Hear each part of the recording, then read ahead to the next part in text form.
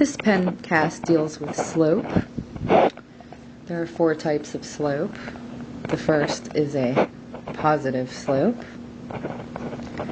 Second is a negative slope.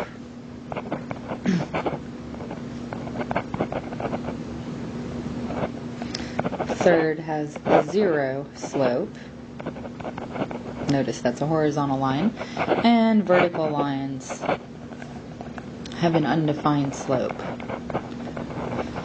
When you're looking at the slope, you want to look at the graph from left to right. So positive, you're walking uphill, you're walking downhill, you're on a flat surface, that would be 0 slope. So it tells you how the line is changing, or gives you the rate of change of the line. You can think of it as going shopping. If you are spending $20 per shirt, we can track that as XY, where if you buy 1 shirt it costs $20, if you buy 2 shirts, 40, 3 shirts, 60, 4 shirts, 80. So it's always moving in the same way. It has a constant slope, or a constant rate of change. The slope is 20 because each time you buy 1 shirt, the price goes up by 20. You buy another shirt, it goes up by 20. And this is a property of linear equations. So the slope here, and we use m for slope, the slope here, m, is $20 per shirt. We can look at this on a graph as well, where we can plot 2 points. And this will not be to scale, but if this is 1 and this is 20, and this is 2, and this is 40, and plot the point 3, 60,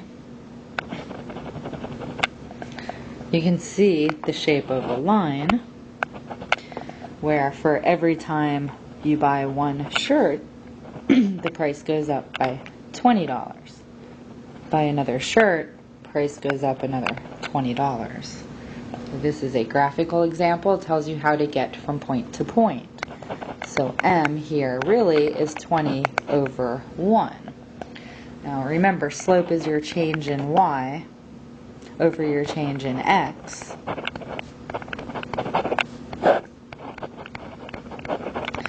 Which you got by subtracting earlier. That's how you got that from 40 to 20 was a distance of 20. So we write this as y2 minus y1 over x2 minus x1, and we can solve this algebraically so that we don't have to graph this every single time. So given any 2 points, you can find the slope. Any 2 points along a line. So if we took the point 1, 20 from the previous example and 3, 60, and we label these, where this is x1 and this is y1, this is x2 and this is y2, and what matters is the subscripts. So you could label the second pair as x1, y1 if you like. So to compute the slope algebraically, we do 60 minus 20, that's y1, over x2, which is 3, minus x1, which is 1. And if we simplify this, right now we get 40 over 2, which is 20. So the slope here is 20 and can be found algebraically. You do not have to draw a picture every time, but you can. Here's another example, just given 2 points. If you're given the points 8, 7, and 2, -1, we label this x1, y1, x2, and y2 and plug it into the formula, substitute, and you get -1 minus 7 over 2 minus 8. Again, we simplify. That gives us -8 over -6. 2 negatives make a positive, so if we reduce, we get 4/3. Here m is 4 over 3. Now that is your answer. This question didn't ask you to graph, but what this would mean, we'll do this as a separate example. If you're given m equals 4 over 3.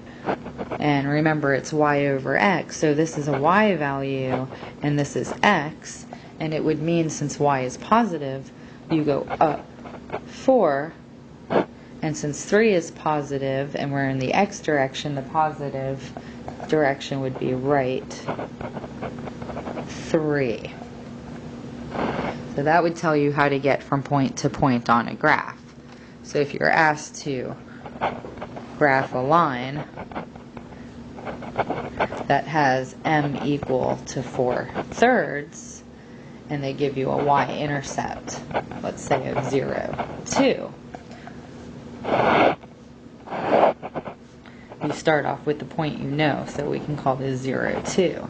And we're going to go 3 to the right, and then we're going to go up 4. 1, 2, 3, 4.